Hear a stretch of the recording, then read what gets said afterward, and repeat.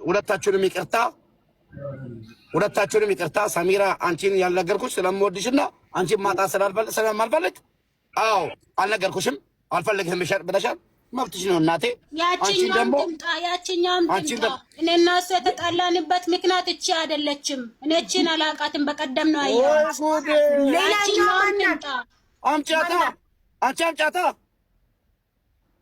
ስም በማጥፋት ማለት ነው ስሜን ያላግባብ በመጠቀም በማጥፋት ሌላ ነገር ነው ይሄ ለሌላ ሰው ካለሽ ነው ጻፊ ወላሂ እውነቴን ነው የሚለው ወላሂ እውነቴን ነው። እሺ ማናት ላላ ወጣ ተናግራለች። ሰሚራ ባለቤቴ አይደለችም በፍጹም ይጨርስ ማለት አትሆንም አላቃትምም አይነው ስሜትን እረዳዋለሁ። ገና እናገራለሁ አቡ ገና ስንት ነገር እናገራለሁ። ቆይ ማስፈራራት ይባላል። ቆይ አንዴ ትዳሬን ማስተዳደር የሚችል ተመሪና እርግዝና ካለ መታረቅ ትፈልጊያለሽ? ምን አልሽው ብዬ ተመርምረሽ እርግዝና ውስጥሽ ካለ መታረቅ ትፈልጊያለሽ? ማሬ አሁን እኮ ማለት ነው ከተመረመርኩም እርጉዝ ከሆንኩም ብዙ ነገር አለ እኔ እና እሱ መሀል ማለት ነው። እሱ ምንድን ነው አሁን እኔ እሱ ከተጋባን በኋላ ለሰው ቤት ነው አለሁት። አንድ ሰው አሁን አንቺ ከተጋባሽ አንድ ሰው ወንድ ካገባሽ የሰው ቤት ካስቀመጠሽ ምን አይነት ስሜት ነው የሚሰማሽ? እስኪ ንገረኝ። እኔ አልስማማማ። እኔ የሚመጥነኝን አውቃለሁ። የሰው ቤት የሚያስቀምጠኝ ወንድ ጋር ምን ያንጦልጡለኛል? እኔ በግዴታ ነው አስቀምጠኝ። እኔ ወንድ ስጠጋ ማርያም እኔ ወንድ ስጠጋ አቅሙን አይቼ ነው ማስተዳደር ከቻለ እኔን ማኖር ከቻለ እንጂ ወስዶ ሰው ቤት የሚያስቀምጠኝ ባል ጋር እኔ ሀቢባ ልክ ይናቃል። ምሳሌ ነው አልኩ እኮ ምሳሌ ነው። በግድ ነው ያስቀመጠኝ ያለች ነው። አሁንም በግድ ነው ያንቺ ችግር ነው ይሄ። ፈርስት ኦፍ ኦል ሰው ወስዶ ሲያስቀምጥሽ ለምን እሺ ብለሽ ትቀመጫለሽ? 5 ወር ሙሉ እኔ እንደዚህ ሰው አልመሰለኝም። እንደምመሰለኝም ብሎ ነገር አለ። ይሄ ህይወት እኮ ነው። ህይወት አይደል እንዴ? ቀልድ ነው። ኒካ ካሳሽ ኒካ አሳስሮ ሰው ቤት ወስዶ ሲያስቀምጥሽ ለምን ትስማሚያለሽ? ሁለተኛ ሚስት እንዳለው እያወቅሽ ሁለተኛ ሚስት ሆነሽ ለምን ትገቢያለሽ? ሁለተኛ ቤት ተከራይቶ አንቺን ማስቀመጥ ካልቻለ ብቁ አይደለም ይሄ ሰውዬ። ታዲያ ብቁ ያልሆነ ሰው ጋር ለምንድን ነው እሺ ብለሽ ኒካ ከማሰርሽ በፊት የት ነው የምታኖረኝ የት ነው የምታስቀምጠኝ ብለሽ ተነጋግረሻል? ቤት አለ እሱ ለሚስቱ ቤት የመጀመሪያ አንደኛው ቤት ሳምንት ተቀምጠሽ ወረትሽ የሙሽራነት ወረትሽ ሲያልቅ ወስዶ ሰው ቤት አስቀመጠሽ። ፈርስት ኦፍ ኦል የእኔ ቤት የቱ ነው? ኒካ አስረን የት ነው የምታስቀምጠኝ አይባልም። ሁልጊዜ እኮ እናንተ እኮ ናችሁ መብታችሁን የምታስደፍሩት።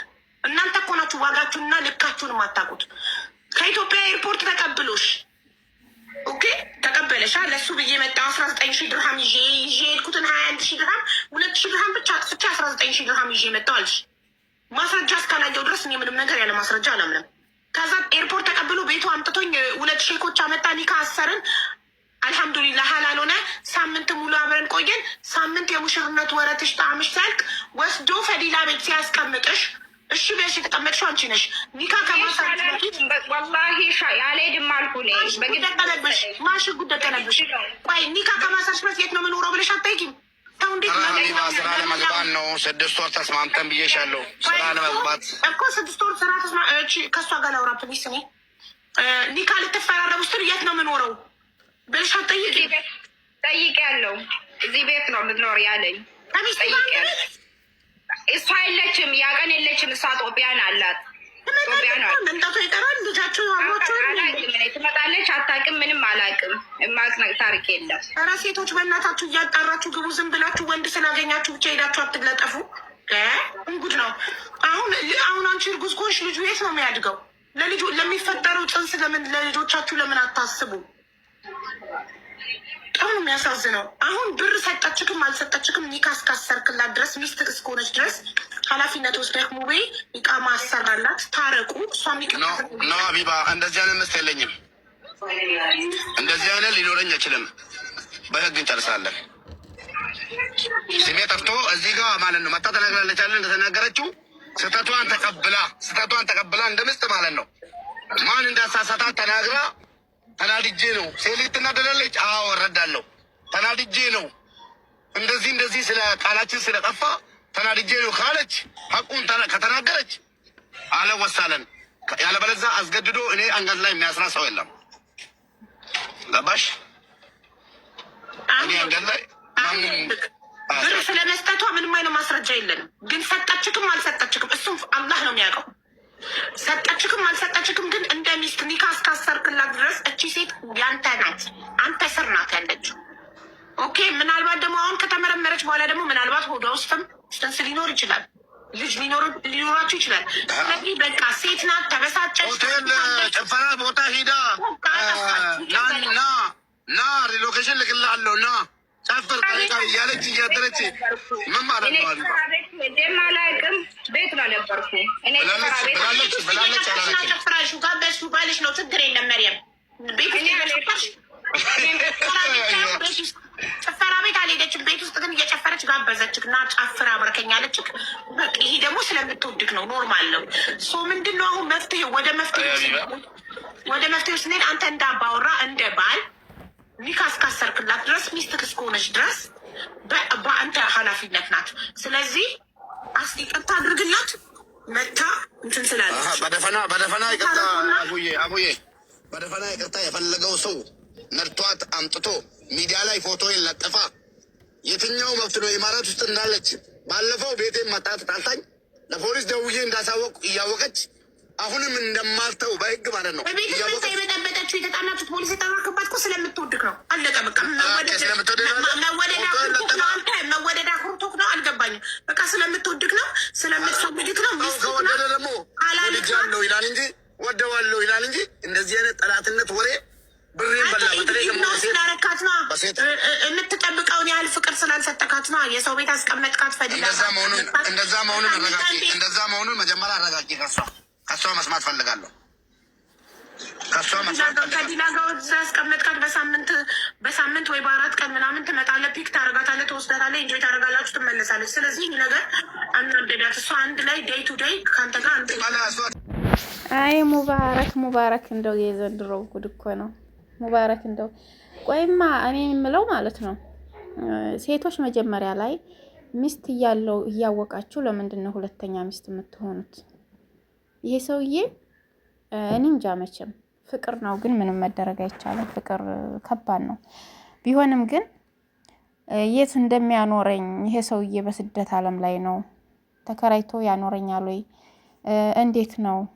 ምንም ቢሆን እኮ የመጀመሪያ ሚስቱን ማለት ነው እስካልፈታት ድረስ ፈቷት እንኳን ልቡ ከሱ ጋር ነው ወንድ ልጅ ማለት ነው። ካልበደለችው መጥፎ ነገር ካላደረገችው በሰላም እንኳን ቢለያያት ቢፋታት ራሱ ወንድ ልጅ የመጀመሪያ ሚስቱ ጋር ልቡ እዛ ነው ያለው። ሁለተኛ ነገር ደግሞ ሚስቱ እያለች ሚስቱ ሳታቅ አንቺን አግብቶ ቤት ተከራይቶ ቢያስቀምጥሽ ለአንቺ ብዙም አይነት ፍቅር አይሰጥሽም፣ እንክብካቤ አይሰጥሽም። ከባድ ነው። አረ ሴቶች ተጠንቀቁ። ወላሂ ይሄ ሁለተኛ ሚስት ሶስተኛ ሚስት የሚሏችሁ ማለት ነው አድባችሁ ተቀመጡ። በኋላ ላይ ስቃይ ትገባላችሁ፣ መከራ ትገባላችሁ። አስቸጋሪ ነው። ህይወት ቀልድ አይደለም። እሺ ሴት ልጅ የምናገባው ለምንድን ነው? አግብተን ትዳር ይዘን ተከብረን ከዚያ ደግሞ ልጅ ለመውለድ ነው አይደለም? እሺ ልጅ ወልደሽስ እንዴት ነው የምታሳድጊው? ይሄ ሰውዬ ዝም ብሎ ስራ የለውም። ኦንላይ ነው 24 ሰዓት ተዘፍዝፎ አንድ አበባ 2 አበባ ሲል የምናየው እና ምን አይነት አለውና እንዴት ነው የሚያስተዳድር ብላችሁ አታስቡ? እርግጥ ኢቃማሽን አሰርቶልሽ ምናምን ከኢትዮጵያ አንጥቶሽ ስራ ትሰሪያለሽ ነው በቃ በራሷ ትተዳደራለች ነው እንጂ እሱ አስተዳድሯችሁ አይደለም 3ም 4ም የሚያገባው። ያው ትሰራለች በራሷ ትተዳደራለች የሚል ነገር ነው እና አስቸጋሪ ነው። ሚስቱን ሰሚራንም በጣም አስቀይሟት ነበር። ያው ይቅርታ ጠይቋል። እንግዲህ ሙባረክ ጉዱ እየወጣ ነው። ሚስቱ ሰሚራ እርጉዝ ናት። ግን አሳዘነችኝ ወላሂ። እኔ የማላውቀው ነገር እንደዚህ እያደረከኝ ነው ያለችው። የወንድ ልጅ ታሪክ ግን እኔ እንጃ። ሚስቱ ሳታቅበት የሚሽሎከለኩ ወንዶች። ሙባረክስ በሐላል ነው ያገባው። ዝም ብሎም ደግሞ የሚሽሎከለኩ ሴቶች ወንዶች አሉ ሚስቱ ሳታቅ። በቃ እንደዚህ ናቸው። አስቸጋሪ ነው። ከእንደዚህ አይነት ወንድ አላህ ይጠብቀን። እና ሁለተኛ ሚስት ደግሞ ገብታችሁ የምትዳክሩ ሴቶች 3ኛ ሚስት 4ኛ ሚስት እያላችሁ ሸሪዓው ነው እያላችሁ ማለት ነው። ራሳችሁን አትጉዱ።